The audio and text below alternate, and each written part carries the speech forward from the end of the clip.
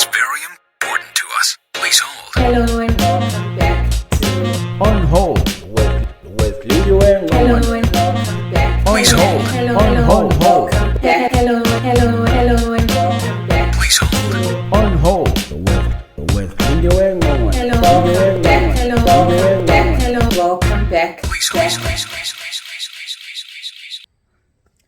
Hello, and welcome back to On Hold with me, Lindu Ngwani. And to those who've been with me throughout the channel, who've joined, welcome. Those who are new, welcome. I hope and trust that you will enjoy all our content. There's quite a bit that's happening this month, I think, on my side from a heritage point of view. But funny enough, from also a culture point of view, when I think about what I am doing right now at work. So there is kind of like a link on all of these things that I'm doing. So it's quite a lot, and I'm hoping I can share each and every moment with you, at least as much as I can with you. Okay, so, but to keep to the theme, I am going to talk about my own heritage and culture and all of that, because I also have a very unique, maybe not so unique, but it is one of those that is a little bit more complex, or not very complex, but not so straightforward.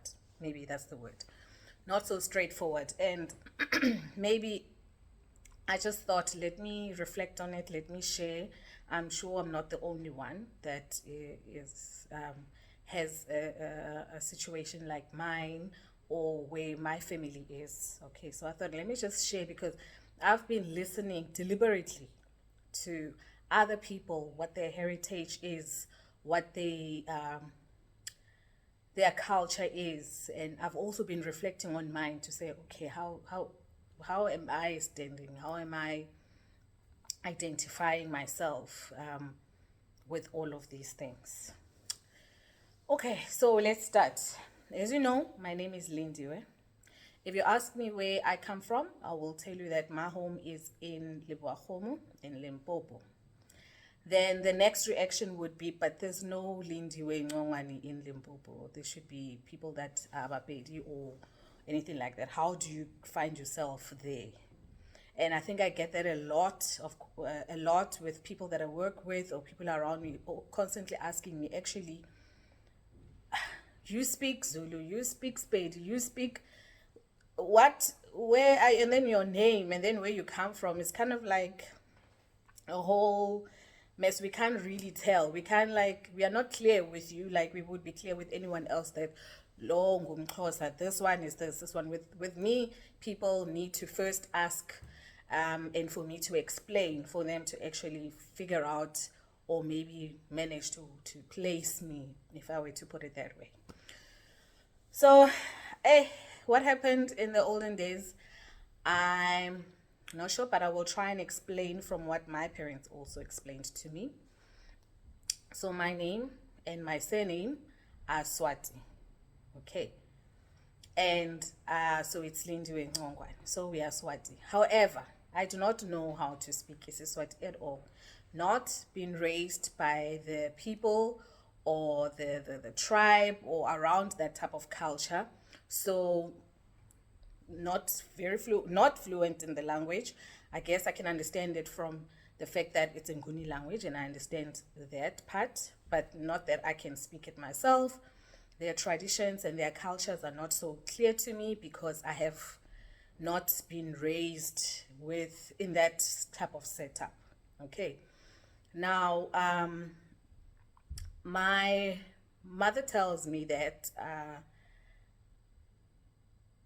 so in my mother's family, there's like 6 siblings. Okay, there's 6 of them in the family, and what she tells me is that only 5 of them were born in Sharpeville. So my eldest uncle, which is the firstborn, is the one that was born not in Sharpeville, in I think Natal Spirit or somewhere there.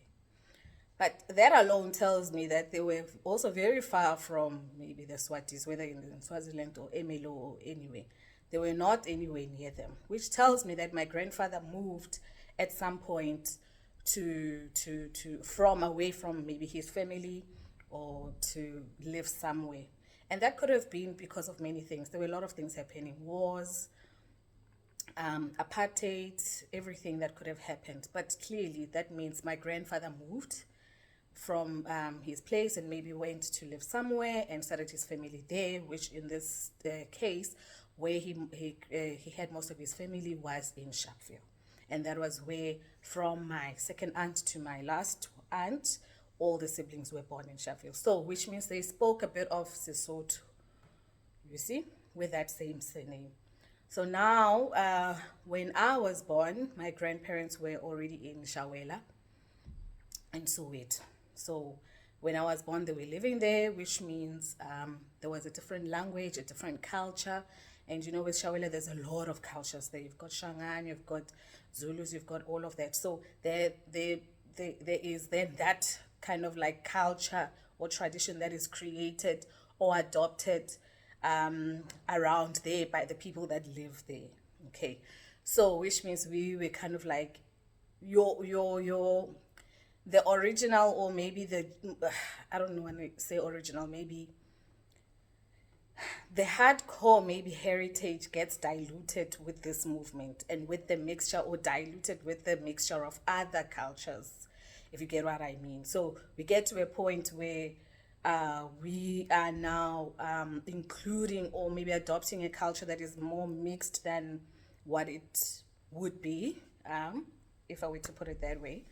So that was it. So we are in Soweto. Even now, my grandparents' house is still in Soweto. Okay.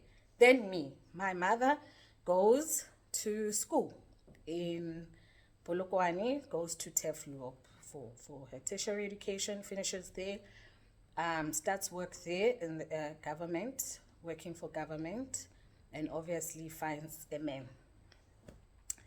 And then there's Lindy conceived. Now conceived to a Pedi man, okay, with a Pedi man, all right? So my father is now Pedi, but because obviously my mom is how parents used to do it in the olden days. They take you back to your grandparents. I was taken back to my grandparents, and I lived in Soweto and was raised there. So I stayed there for a while. I stayed in Randfontein with my uncle for a while. So only later, around when I was 11, 12, did I move to Polokwane. So that only at that time did I then start to learn the language and maybe the culture. Okay, but now another dilution comes in, because my mom is now away in another area, in Liwahomu. So now there's different cultures that are there as well. So they add to what we probably would have been practicing, or how we are. So they add, and it becomes something else. So yeah, so I guess, and like I think I've said in my videos, that I was mostly raised by my mom and not my father. So I still, in that space, kept my name and my surname from my mom, but being in a different space. So I learned Pedi, I learned all of that, to my father's advantage, because then at least I can easily say ke mo Pedi by virtue of having my dad being a Pedi, and I can speak the language and I understand the culture, the traditions, because my mom lived there. So that was a huge advantage, I think, for me as well, to be able to identify that clearly, as opposed to the Swati part of it. So I think that's where the part comes in. But what I've also realized is that with this dilution, you kind of like miss the originality of your culture, because I saw this when I was getting married also. So when you try and find out what is the practice, what's the process, my mom had her own, well, with how she took one part of the culture that obviously they've practiced in her home. But also there was influence and information that was coming from the people and the elders that she lives around, which were the Pedi people. And obviously, because she understands and she relates to the culture, she also had those parts. So for me, it was like, okay, which one are we following now? What must we be doing? So that's where you can see that there's like some yeah, you know, some parts of it that you really don't know, what are we moving towards, or what are we adopting, or because of these movements of having to move, you kind of like pick up all the culture, and then you end up being where you are. So I saw that when I was getting married.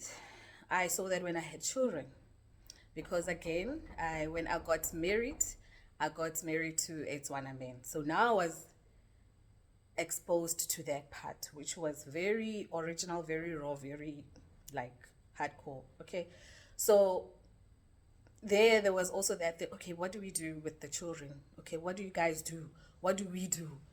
So it became very, hey, also a little bit of problematic. So it was kind of like, you know what, just pick up what you can, pick up what you are hearing, and just do what you need to do. So I think that's the beauty in the complexity of my space. I'm now in a different province with different cultures, and I'm raising my children with that. So they are now getting that part of it to say, you know, we learning a different culture, we learning different heritage traditions, and I can already see from them that they are very far, though there are efforts obviously to always take them back home, especially to their fathers, so that they can learn the language, the Tswana language, and they can learn the tradition, budgeting, and all of that, Lidi chotlo, laying baje, and then they experience that, so that they are not far removed from there. But I guess that's the beauty of it, and that's the beauty of moving, and the complexity of it. Sometimes, personally, I feel kind of like an imposter trying to say, okay, I'm Swati, because I mean, I can't even converse fluently, you know, I can't even say much, though I know that I am proudly, but it becomes just a little bit funny when you can't even claim that or be that confidently. I can definitely say that I am Pedi, because I can at least speak the language. So I hope you guys can also add in and see and tell me about the complexities of your culture, your tradition, what has impacted the your lives, how, where we've missed it, and all of that, so that we can also share notes, because it's a time for reflection, and we need to know what we need to do, or how we need to identify. But I think it's in that richness that we are who we are, and it makes us who we are, because at least I can relate, I can be with, I can fit in anywhere, I can be whoever I want, I can understand the people that are around me.